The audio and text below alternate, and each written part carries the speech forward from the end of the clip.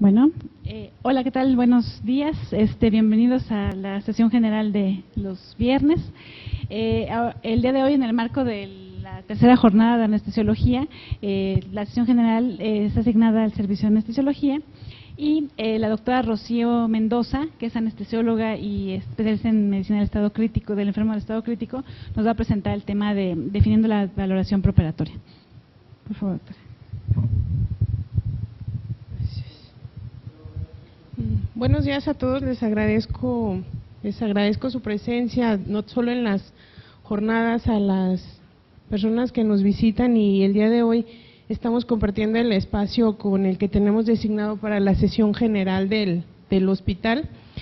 Y el tema que vamos a revisar hoy realmente es un poquito controversial, porque es cierto que el nivel de evidencia no es el que nosotros quisiéramos para poder decidir qué tenemos que valorar en determinado paciente.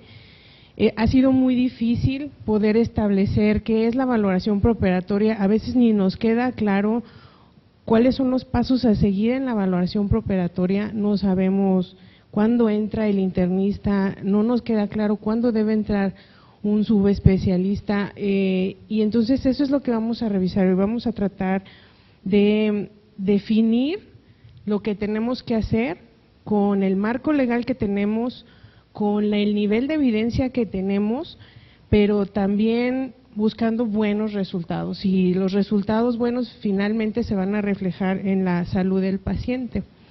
Entonces, básicamente vamos a revisar 5 puntos en el tiempo que nos espera. Vamos a definir primero lo que se puede integrar, lo que se puede valorar, lo que se tiene que decidir.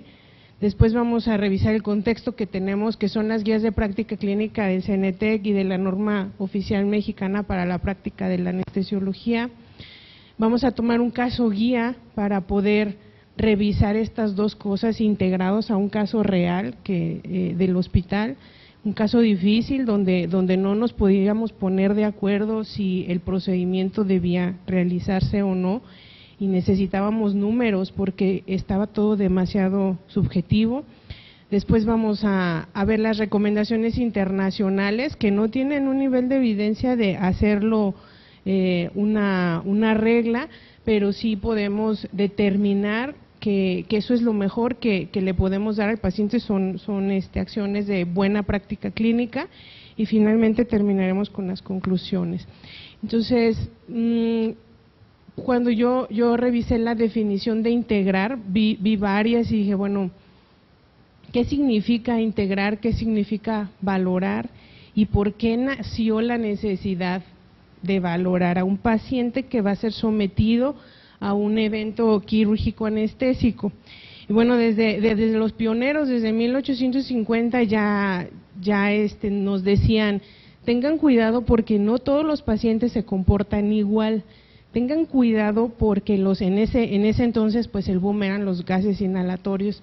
Hay algunos pacientes que no responden igual. ¿Por qué? Por la edad, porque depende de la patología, porque depende de la dosis que utilizamos.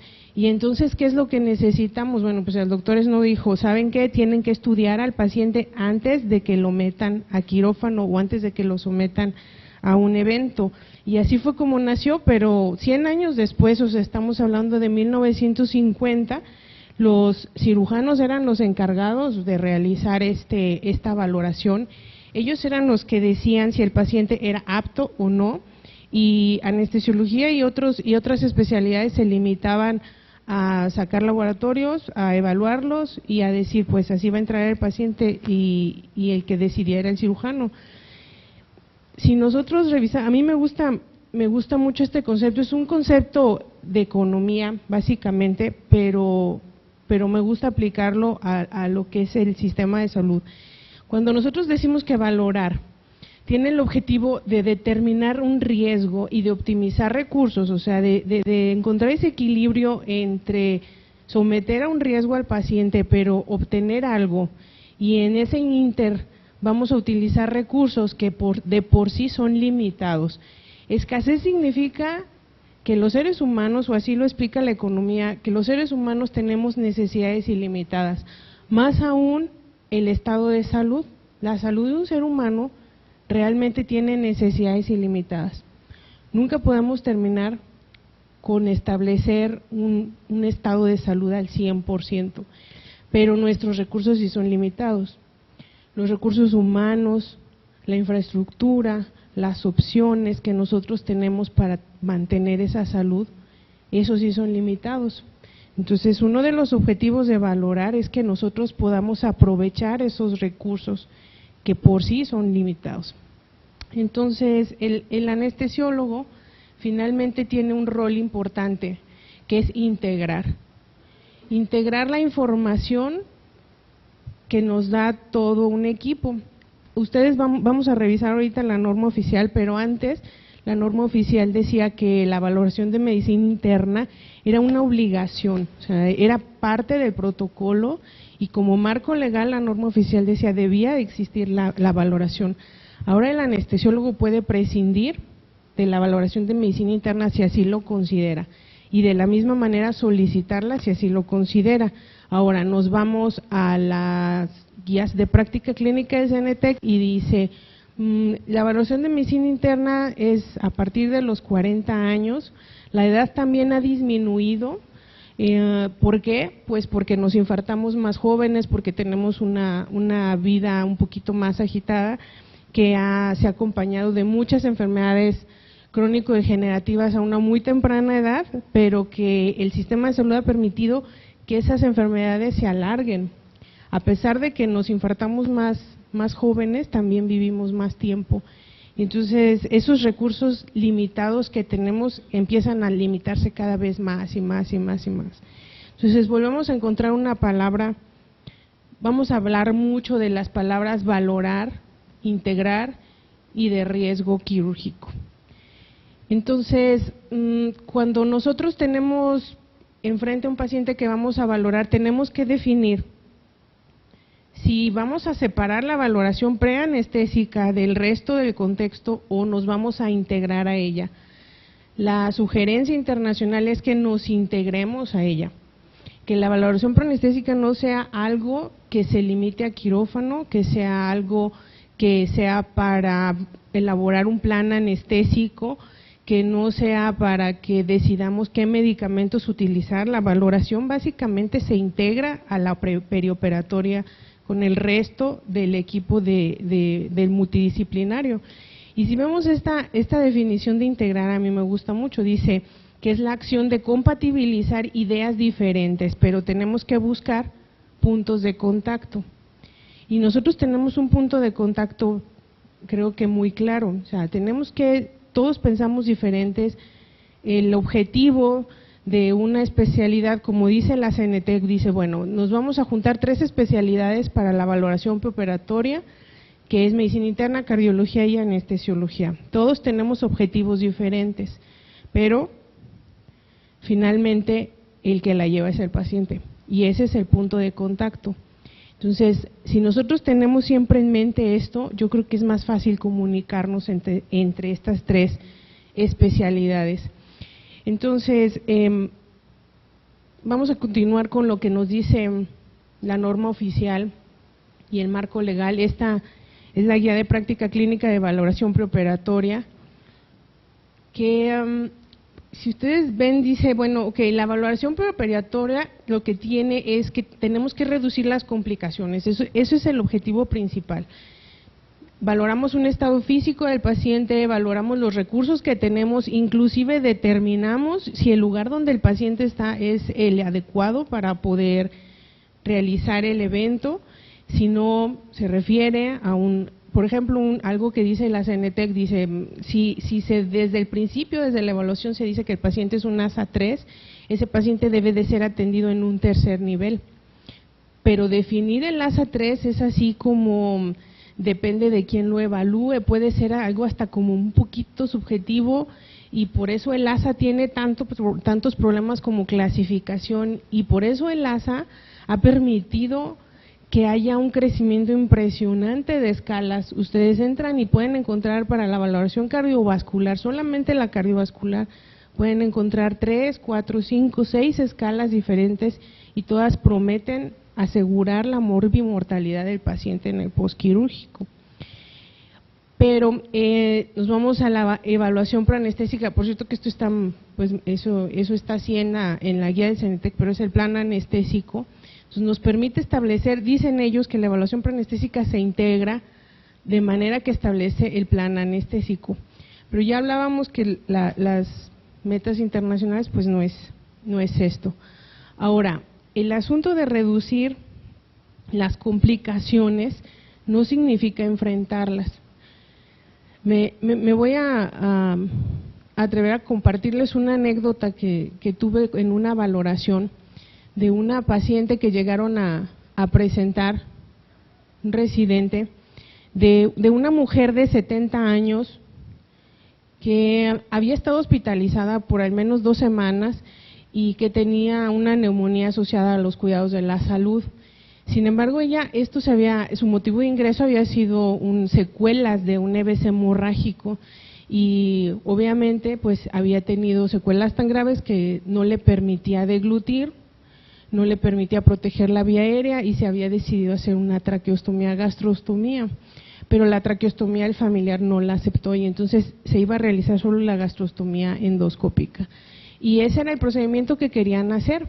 Tenemos a esta mujer y uno se pone a pensar, tiene 70 años, medio que respira, medio que protege la vía aérea, lo más seguro para ella es intubarla, y empiezo a hacer esto, ¿no? Empiezo a hacer el plan anestésico. ¿Qué es lo que le puedo ofrecer?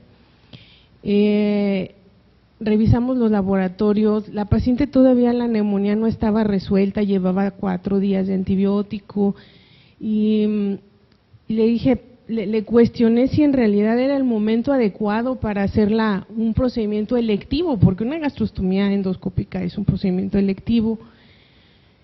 Le dije el riesgo que tenía principalmente pulmonar. O sea, esa paciente tenía todas de no poderse extubar de inmediato y de complicar el procedimiento. Un procedimiento generalmente se hace con sedación, iba a tener que ser anestesia general, etcétera. El asunto es que la doctora me volteó a ver y me contestó que el paciente si se iba intubado no importaba, que ellos manejaban la ventilación perfectamente en piso, que si yo no sabía, ellos sí sabían ventilación mecánica en piso. Y tengo que admitir que mi reacción no fue como la más adecuada ni la más ecuánime, y entonces nos desviamos las dos del objetivo, que era brindarle un beneficio al paciente, y nos empezamos en una lucha de poderes, ella a que lo pasaba y yo a que no lo pasaba.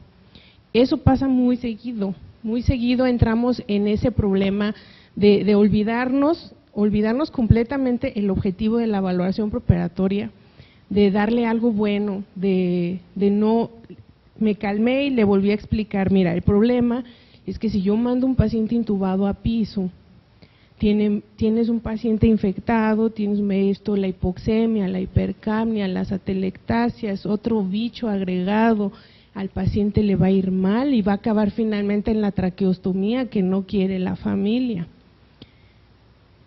Pero no, ya estaba muy caldeado el asunto y entonces ella sí, yo no, y entonces fue no. Y no pasó el paciente. Entonces, cuando tenemos un paciente así de difícil, que no coincidimos, necesitamos irnos al marco legal para tratar de no involucrar emociones y entonces ver números, ver porcentajes de complicaciones, ver porcentajes de buenos resultados, evaluar sus resultados con los míos y decidir como un poquito más pensantes en lugar de estar tan emocionales con este asunto de la valoración. Entonces, la CENETEC en su guía de práctica clínica da 3 niveles de evidencia, se supone el más alto es LE, después siguen las recomendaciones y después siguen los puntos de buena práctica clínica. Entonces, en el paso 1 vamos a hacer la valoración perioperatoria en 4 pasos. Estoy hablando de un paciente que desde el inicio el médico tratante lo clasifica como ASA 3, o sea, es un paciente que no es de riesgo bajo, sino se clasifica de riesgo alto, que probablemente vaya a necesitar otro tipo de valoraciones. Entonces, esto es lo que dice si tiene el médico consultor, llámese médico cirujano o quien lo va a intervenir, identifica al paciente que tiene riesgo alto o riesgo intermedio y entonces tiene ciertas características que van a necesitar otro tipo de atención. Y el paso 2, pues es solicitar la valoración por medicina interna. El nivel de evidencia es recomendación y dice que el médico internista deberá evaluar todos los pacientes sanos a partir de los 40 años y menos de 40 años si existe algún tipo de comorbilidad. Y recordamos el concepto de los recursos limitados. O sea, si aplicamos esto, pues ¿cuándo vamos a acabar? Vamos a necesitar un hospital de valoración de medicina interna. Dice a nivel de recomendación, y ahora ¿quién lo va a valorar cardiología? O sea, ¿cuándo lo va a valorar cardiología? A todos los mayores de 50 años o menores de 50 años si tiene alguna sintomatología que sugiera enfermedad cardíaca. Pero nosotros cuando tenemos un ASA3 tenemos otro problema. La mayoría de un buen porcentaje de los pacientes son diabéticos y un buen porcentaje son cirugías de alto riesgo. Este es otro punto, hay que definir cuáles son las cirugías de alto riesgo. Llámese la cirugía torácica, cirugía abdominal mayor y cirugía vascular. Y esas son las 3 cirugías de alto riesgo que son un buen porcentaje de lo que hacemos acá. Entonces, buena cantidad de los pacientes tendrían que estar pasando por medicina interna y por cardiología, pero eso no es una regla, eso es un nivel de recomendación y eso quien lo decide es el anestesiólogo y el médico tratante. Entonces estamos hablando de 4 especialidades que se están tratando de poner de acuerdo sin reglas específicas qué es lo mejor para el paciente. Definimos pacientes de alto riesgo, aquel que tiene cualquier tipo de comorbilidad que tenga una repercusión sistémica, o sea, como la diabetes, como la hipertensión, y que tiene reserva funcional pobre. La reserva funcional la valoramos con el NIJA, la valoramos con los MEDS, la valoramos con la capacidad funcional. Y los procedimientos de alto riesgo, los que ya comentamos. Entonces, los pacientes que se atienden en tercer nivel generalmente son clasificados desde el escrutinio del médico tratante como ASA3.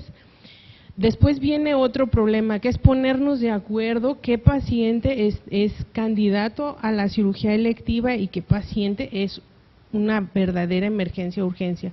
Esto es bueno tenerlo en mente. Una emergencia es aquella que la valoración preoperatoria se tiene que concluir junto con la cirugía, o sea, valoración y cirugía en menos de 6 horas. Una urgencia es aquella que la evaluación y la cirugía la podemos hacer en un periodo de 6 a 24 horas. Y también abre un poquito la electiva incluso a meses o años. Dice, bueno, la podemos diferir hasta meses.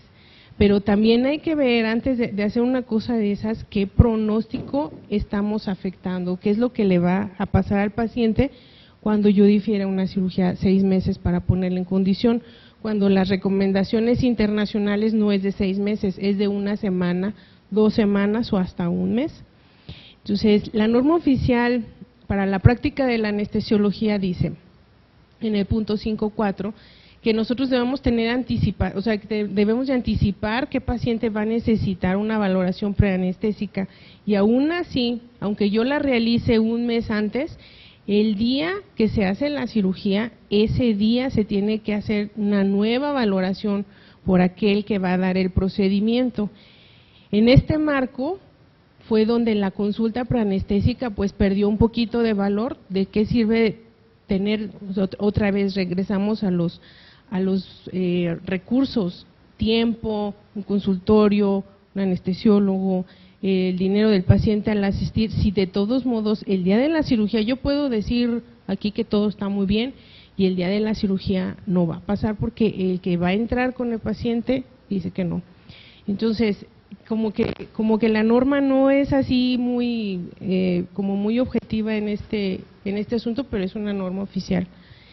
Y en el 8.1 dice, bueno, nosotros en la evaluación preanestésica lo que hacemos es determinar el estado físico del paciente y evaluar el riesgo para poder individualizar la anestesia en cada uno de los pacientes y podemos interconsultar al servicio que se considere necesario. Medicina interna ya no es una regla. Entonces, hemos tenido repetidas veces la palabra esta de riesgo. Es que el riesgo quirúrgico, es que el riesgo quirúrgico anestésico, el riesgo de una cirugía urgente. Pero ¿por qué necesitamos establecer el riesgo? Porque, pues muy fácil, primero lo que tenemos que hacer, de todos estos 4, a mí el que me importa más es la expectativa del paciente, porque cuando nosotros le explicamos al paciente que le va a ir muy bien, estamos hablando con el corazón en las manos y estamos diciendo que voy a hacer todo lo posible porque le vaya bien, pero eso no es una expectativa real, eso es lo que yo pretendo hacer, pero los números son diferentes. El uso racional de los recursos, pero también disminuirlo del diferimiento. Si nosotros establecemos esto desde que se escrutina en el médico tratante, vamos a disminuir esto, vamos a evitar llegar al día de la cirugía y decirles que no se puede.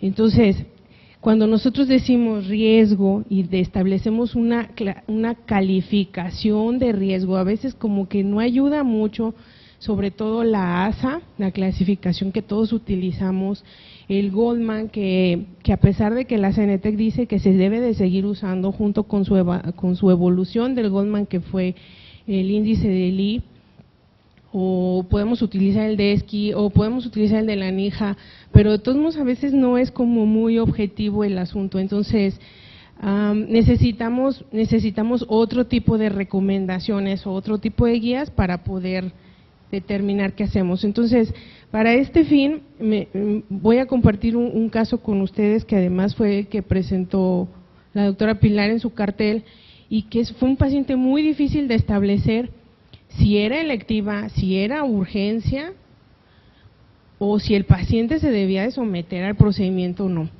Es un paciente de 56 años que tenía 5 años de diabético en un control regular, asistía a su tratamiento y él se ingresa a este hospital en diciembre del 2014 con sangrado de tubo digestivo, se le hace una endoscopía, encuentran varices, hacen el diagnóstico de hipertensión portal, de cirrosis hepática, finalmente le hacen una tomografía y se dan cuenta que hay una tumoración en el lóbulo derecho hepático, empiezan a estudiarlo, tiene características, por lo que nos comentaron en imagen, tiene características que sugerirían malignidad.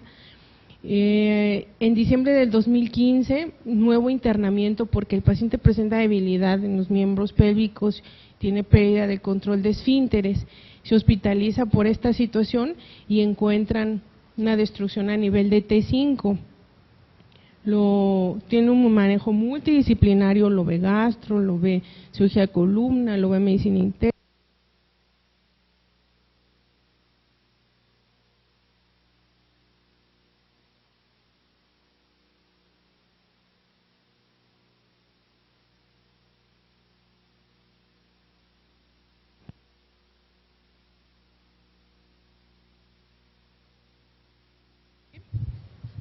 Entonces, este paciente deciden solicitar una valoración preanestésica para poder realizar una instrumentación. Lo que queríamos era estabilizar cirugía de columna quería estabilizar esto y quería hacer una biopsia porque estaban sospechando una metástasis.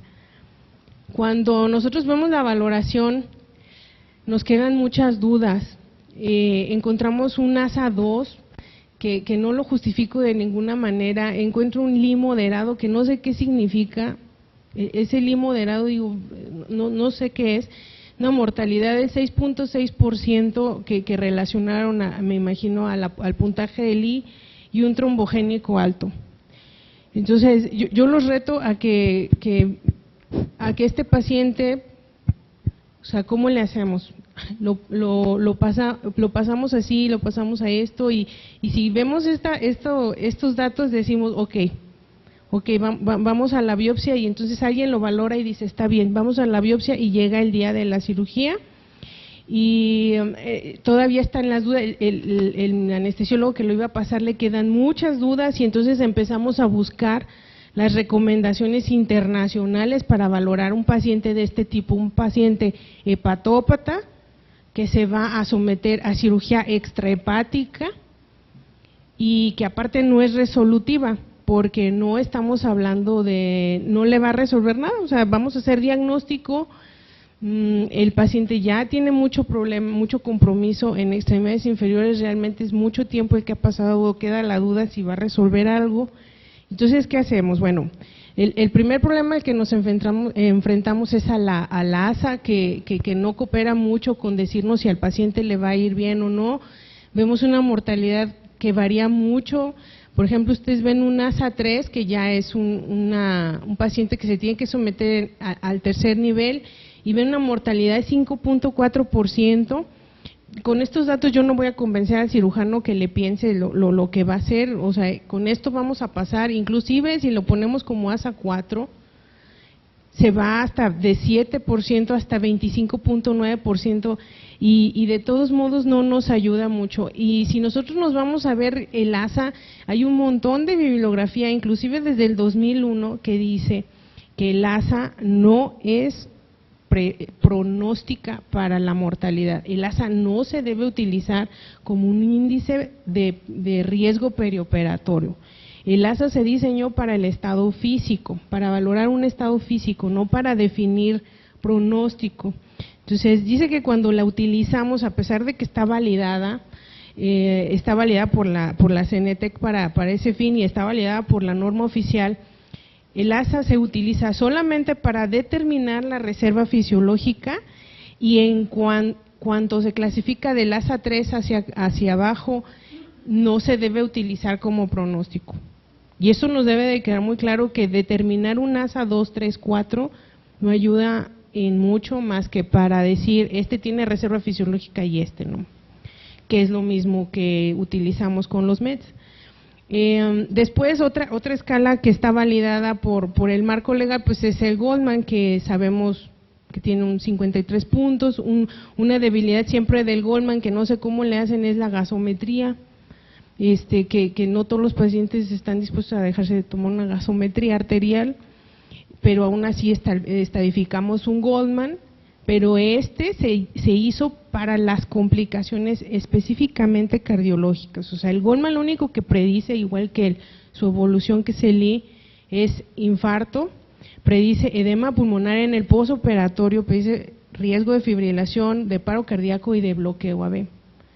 Y entonces seguimos con el problema de que a este paciente cómo le va a ir, qué le va a pasar en el hígado, qué le va a pasar en el riñón, qué le va a pasar en los pulmones, lo van a aceptar en terapia intensiva con un tumor de ese tamaño en el hígado, ¿a dónde vamos a ir a dejar a ese paciente después? Entonces vemos el I, y pues primero no encuentro lo de moderado, yo no sé si es aquí cuando en la mortalidad del 6%, donde dice que tiene 2 predictores nada más, y seguimos con el problema de evaluar a ese paciente hepatópata. Y entonces nos vamos a otra escala que no la aplicamos por esto, porque son 18 variables. 16 en el primero, que fue el POSUM, y en el P-POSUM son 18 variables, y para poder sacar el puntaje, lo ideal es tener una aplicación en el teléfono y sacarlo rápidamente. Pero el problema del POSUM, como ustedes ven, es que nosotros estemos familiarizados con estas variables, con las variables fisiológicas y quirúrgicas, porque si no nos llevamos media hora en regresar y preguntar, es que se me olvidó esto, se me olvidó lo otro. Algo de la valoración preoperatoria que es difícil, a mí me ha costado trabajo ver esto, son los electrolitos séricos, porque no los piden de rutina. Sin embargo, el POSUM, que es una escala que está validada en toda Europa para la valoración preoperatoria y para establecer riesgo quirúrgico, los incluye. Entonces, creo que los electrolitos séricos son parte importante de la valoración. Y entonces nos encontramos con esta radiografía de tórax del paciente. Y sigo sin justificar el ASA 2 y sigo sin justificar el riesgo cardíaco moderado. Y entonces, ¿qué vamos a hacer con esa radiografía? ¿Es una cirugía urgente? No. ¿Es una cirugía electiva? Sí. Y en la tomografía, ese colapso posterior, esos focos neumónicos, ese paciente va a entrar hacia quirófano, ¿y dónde lo vamos a poner en el post? ¿Y qué le vamos a ofrecer? ¿Y si le va a ir bien a este paciente? Entonces decidimos sacar el post, decidimos utilizar 2 escalas y la obligada por la norma oficial. Establecimos un ASA 3 EB, o sea, electiva, pero cirugía grande, una cirugía mayor, con 26 puntos de POSUM que nos daba una morbilidad del 90%. O sea, este paciente tenía todas de complicarse en el post, de que le iba a ir mal, de que iba a quedar intubado por las complicaciones respiratorias. Y escogimos otra escala que es el MELD. Esa escala es específica para el paciente hepatópata y nos dan 25 puntos, que es una mortalidad arriba del 60%. Que este es un puntaje que nos hace pensar que ya es un volado a la cirugía, o sea, ¿le va a ir bien o le va a ir mal? Ya no sabemos porque la mortalidad está arriba del 60%. Y ya nos sentamos a platicar con cirugía, le presentamos estos números, le dijimos que si estaba seguro que quería hacer la biopsia de columna, se revaloró el caso, la instrumentación definitivamente no, se habló con el paciente y se decidió no, y se defirió el procedimiento. Y el paciente pasó a cuidados paliativos y finalmente falleció. Y nos siempre queda la duda de si eso fue lo correcto, si le dimos chance de estar consciente mientras se iba, si sí nos dieron los puntos que nosotros queríamos, las escalas, o si sirvió o no sirvió. Entonces esto se está complicando tanto, lo de la valoración, que tenemos que incluir a la medicina perioperatoria, que pues es una sub, que ahora resulta, pues ellos son como los que tienen este enfoque diferente de mejorar las condiciones preoperatorias. Y entonces, por ejemplo, ellos en el congreso que hicieron en Estados Unidos en el año pasado, por estas fechas, dicen que tenemos conceptos clave en la valoración preoperatoria y perioperatoria, ya le llaman ellos perioperatoria. Entonces tenemos pacientes de riesgo, identificarlos, los que ya comentamos, cuando tienen una mala reserva funcional, cuando el estado nutricional no es bueno, cosa que nosotros muy raramente tomamos en cuenta, atender las patologías crónicas. Y un punto importante, dicen ellos, desde la valoración preoperatoria tenemos que establecer cómo vamos a manejar el dolor. ¿Por qué? Porque está demostrado que una mala analgesia posoperatoria es factor de riesgo para complicación. Entonces tenemos que identificar los pacientes de riesgo con estas variables, que es el grupo de edad, el estilo de vida que lleva, si es activo, si es etcétera, las comorbilidades que tiene, el tipo de cirugía con el tipo de anestesia. O sea, esto implica que nos sentemos a platicar todos y mejorar el estado nutricional dentro de los 5 a 7 días que siguen. Entonces, para cumplir eso, la ASA está evaluando esta nueva escala que vendría a sustituir a la ASA. Es muy difícil quitarse la ASA, que tiene tantísimos años, y más cuando vas a sustituir el cuadrito de la ASA por esto, que son un montón de opciones, pero que evalúa los 3 factores de riesgo que hablábamos antes, o sea, que es el grupo de edad, el estilo de vida y el tipo de cirugía con las comorbilidades. Entonces le damos un puntaje por el grupo de edad, obviamente entre más edad aumenta, esto es en adultos, la comorbilidad que tiene le da puntaje. Si ustedes ven el abuso de alcohol, que es bastante frecuente, pues le da más 4 puntos, o sea, ya tan solo por esto y la edad, ya llevamos 14 puntos, que es una mortalidad alta. Y la cirugía planeada, dando más puntos, las cirugías que ya habíamos hablado de riesgo, que son las vasculares, las gastrointestinales, y sobre todo aquellas urgentes donde involucran un politrauma. Entonces, este se publicó apenas en marzo y ellos están seguros que tiene buena opción de convertirse en alternativa cuando tenemos pacientes de decisiones difíciles, y es conveniente, está validado y lo podemos empezar a utilizar porque es una recomendación internacional, el POPSOM. Entonces, lo que hace es, bueno, dependiendo del puntaje, nosotros tenemos muy claro el punto de corte, que es 38, 39 puntos, donde brincamos el dichoso 50%, donde la cirugía deja de ser un volado, sino se convierte en una complicación más que en un beneficio. Otras escalas, ustedes si entran van a encontrar miles y miles de escalas para pacientes neumópatas, escalas para pacientes nefrópatas, escalas para el cardiópata, depende qué tipo de cirugía, etcétera, etcétera.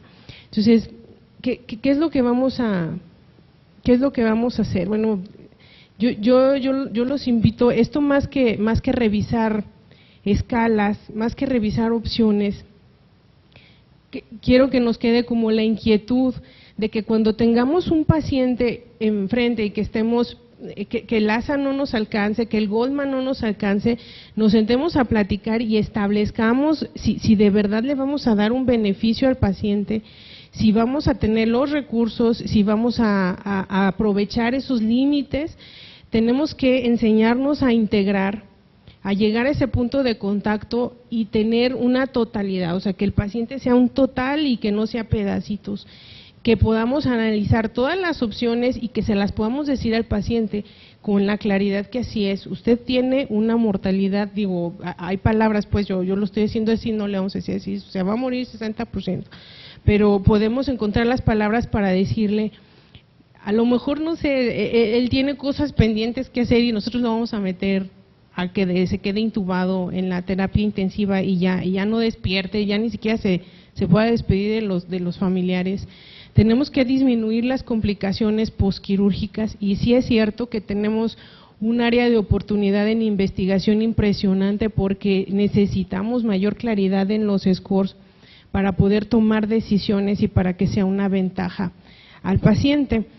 Yo apenas tuve la oportunidad de ver a una plática que habló, que hablaron de esto, el ponente era italiano y el ponente decía que teníamos que cuestionar estos asuntos. Este fue un procedimiento que se hizo en Canadá, en Montreal, en el 2010, una prostatectomía,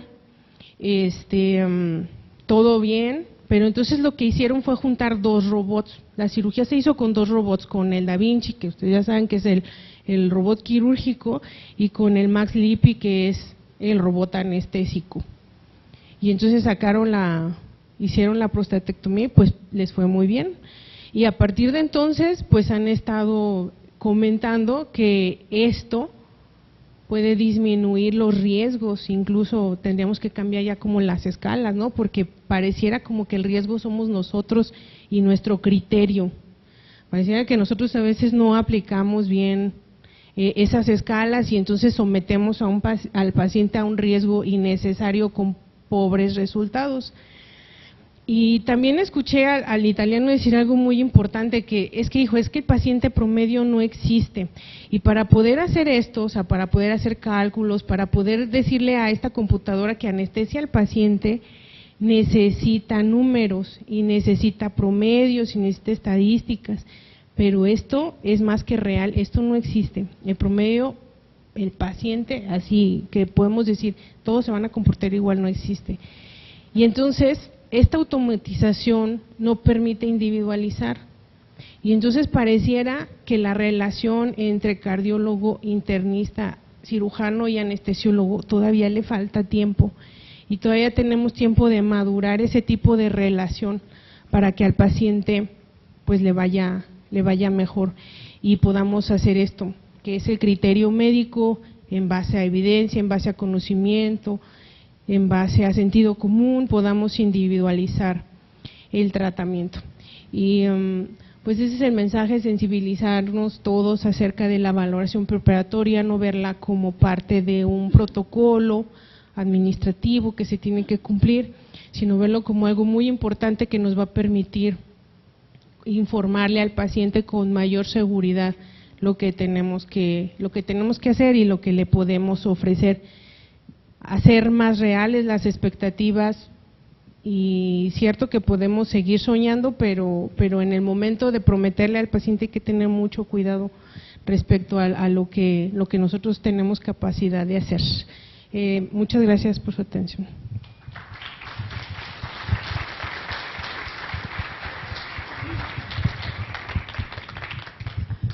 Bueno, pues le agradecemos mucho a la doctora. ¿Alguien tiene alguna duda, algún comentario para la doctora?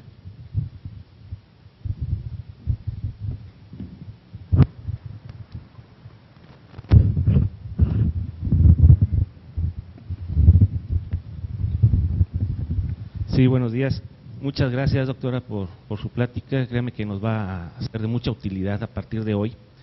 pero también es importante hacer una observación que usted misma la acaba de hacer ahorita. Pareciera que la valoración preoperatoria efectivamente tuviera una finalidad administrativa en la mayoría de los casos, y voy a explicar por qué razón.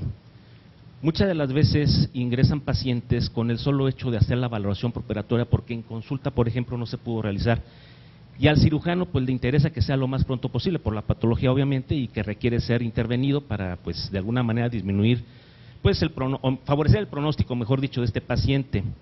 Y se da el caso en ocasiones que el paciente se ingresa en la tarde, se pide la evaluación preparatoria y en la mañana ya se va a operar el paciente.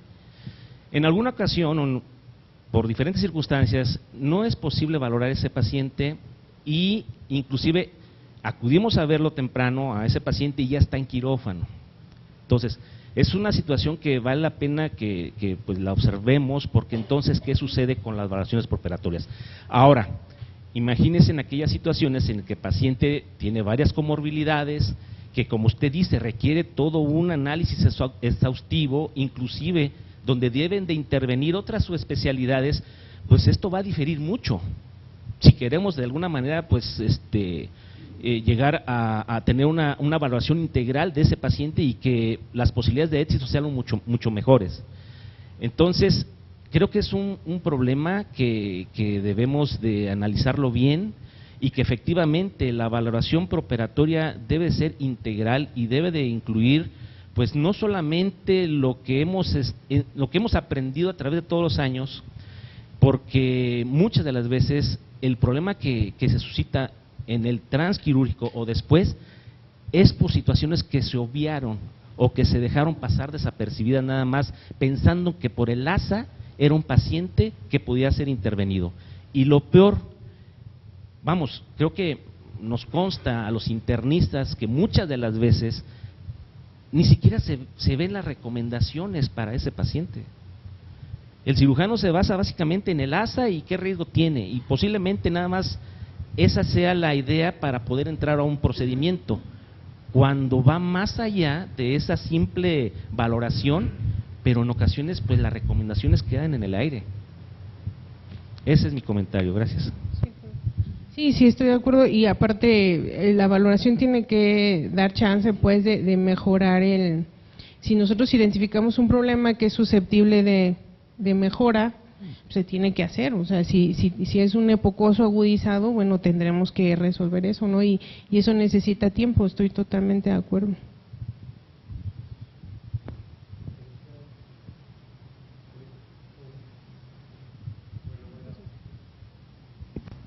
Bueno. Felicidades, doctora Rocío.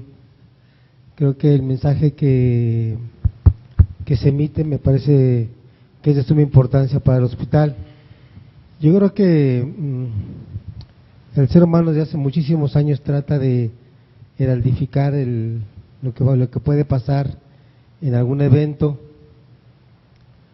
Y curiosamente ayer me dormía como hasta las 2 de la noche en una película de Kevin Costner que se llama 3 días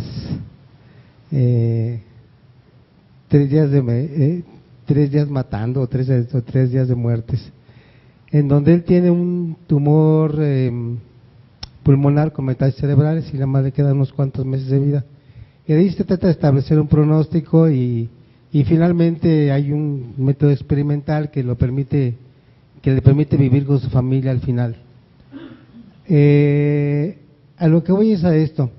Yo creo que hay múltiples escalas. Todavía el día de ayer en la noche estaba leyendo la última escala que hay de riesgo cardiovascular para mujeres. Para mujeres de 50, de menos de 50 y para más de 50. Entonces, estamos viviendo la etapa de la escalitis y del pronóstico y de los factores de riesgo, que creo que todavía no termina de aterrizar este momento, este periodo. Sin embargo, no deja de ser interesante este reto para los seres humanos y en especial para la gente que vive en situaciones críticas, como son los anestesiólogos, como son los terapistas y como son mucha gente que trabajamos o que trabajan en este hospital. Es ahí la importancia pues del mensaje que acaba de emitir, que de alguna manera u otra no existe un paciente promedio, es un paciente único, individual y que es completamente indiferenciable. Muchas gracias, doctor. Buenos días, gracias.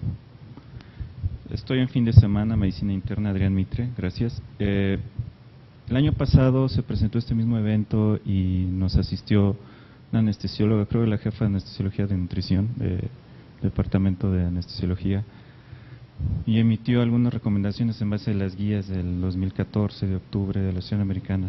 Yo llegué tarde ahorita no sé si se comentaron, pero independientemente del tipo de guías que esté llevando, estoy viendo aquí en el Hospital de Alta Especialidad que no se ha desarrollado un departamento de medicina perioperatoria.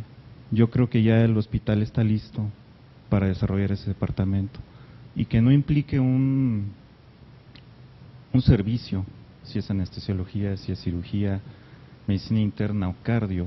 Yo creo que ya se tiene que empezar a visualizar unidades o servicios especializados en el que distintos departamentos del área hospitalaria estén involucrando, dando sus conceptos y sus experiencias. Tenemos el inconveniente nosotros en medicina interna, sobre todo a nivel de la residencia, que no hacen evaluaciones perioperatorias, no están entrenándose expreso, no están recibiendo las habilidades del cirujano, del cardiólogo, del anestesiólogo y medicina interna. Está fragmentado. Entonces hay que hacer una desfragmentación de esto, es decir, reconfigurar el concepto de medicina perioperatoria y el manejo de la coagulación también, que es parte de la medicina perioperatoria. Entonces, no debe recaer en un solo servicio la responsabilidad de hacer una evaluación perioperatoria. Y yo hablo evaluación perioperatoria, no valoración preoperatoria, que es muy diferente. La valoración implica ver un aspecto, analizarlo, concluir, ver las mejores opciones, y la evaluación es la conjunción de estas valoraciones. Creo que desde el concepto de utilizar las palabras valoración preoperatoria y evaluación perioperatoria, yo creo que desde ahí va a cambiar el concepto. No sé si se tenga algún protocolo ya desarrollándose en ese aspecto.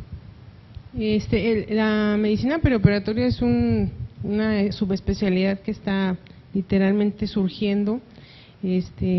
Ahorita la mayoría es una sub de anestesiología y muchos están haciendo esto de la medicina preoperatoria porque creo que es demasiado nuevo, pero claro que va a tener un papel determinante, lo comentamos en la plática, porque esto de decidir se vuelve medio confuso cuando nosotros tenemos un paciente que no sabemos qué escala utilizar y que me puedo equivocar, o sea que si yo utilizo, como en el caso del que les presenté, yo me puedo haber equivocado y haber elegido una escala no adecuada para evaluar a ese paciente y quedarnos con el concepto de que la morbimorta era más alta que el beneficio. Eso es a lo que se va a dedicar medicina perioperatoria, a mejorar, a evaluar y mejorar las condiciones. Entonces definitivamente es un área de oportunidad, pero sí, es totalmente nueva la sub, va saliendo, hay muy poquita gente, pero bueno, probablemente alguien de acá se anime a hacer la sub. Nosotros no tenemos el subespecialista en medicina perioperatoria. Nosotros como anestesiólogos hemos integrado la medicina perioperatoria en anestesia. Eso también es un reto. Cambiar el concepto del anestesiólogo de ser técnico en anestesia, de dormir y despertar a un paciente, a ser un evaluador que puede opinar y que puede decir esta cirugía no se hace porque le va a ir mal, es todo un reto y es un camino largo que le queda a la medicina perioperatoria cambiar ese concepto, pero nosotros adoptamos, es parte de la preparación de los residentes de anestesiología en la medicina perioperatoria. Bueno, el comentario va mucho en relación con la pregunta que hace el doctor. ¿Qué necesitamos para tener un sistema muy bien establecido de evaluación perioperatoria, ¿no? Que sea de la manera que lo está planteando, multidisciplinario, etcétera, etcétera? Y que nosotros tenemos mecanismos muy establecidos para ver y identificar los riesgos, incluso hasta una clínica de alto riesgo. Tenemos un grupo de pacientes que vienen a cirugía de alto riesgo y luego resulta que no tenían muchos de los elementos que se tuvieran que ver. Yo creo que aquí el reto sería, primero, implementar una cultura de la evaluación médica que tiene que ver con lo clínico. posteriormente, con base a todos esos datos, individualizar, y ya las escalas nos ayudarán para hacer algo de pronóstico. A mí me causa conflicto el énfasis en las escalas, el énfasis en la norma, cuando es nada más guiar conductas, ¿sí? Cuando al final de cuentas usted concluye que tenemos que individualizar, y para individualizar pues incluye el paciente real.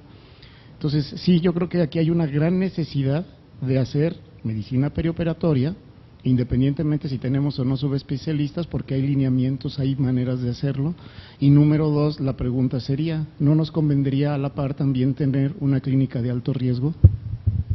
Sí, todas las opciones son muy buenas. La medicina preoperatoria es el futuro y ahí viene ya, pero yo creo que volvemos a los recursos limitados. Con lo que tenemos ahorita se puede trabajar, y es una cuestión nada más de sentarnos las especialidades involucradas, integrar y hacer una evaluación integral entre todos, y eso ya está. Eso no necesita implementar nada, no necesita otra área, no necesitamos otro consultorio. El problema de la valoración preanestésica siempre fue la carga de designar un anestesiólogo que se quedara todo el día viendo la consulta, el espacio, esas cosas meramente estructurales, meramente de recursos que finalmente la norma eliminó. Dice, bueno, pero es válido que aunque se evalúe un mes antes y ese día yo diga que no, pues ese día no.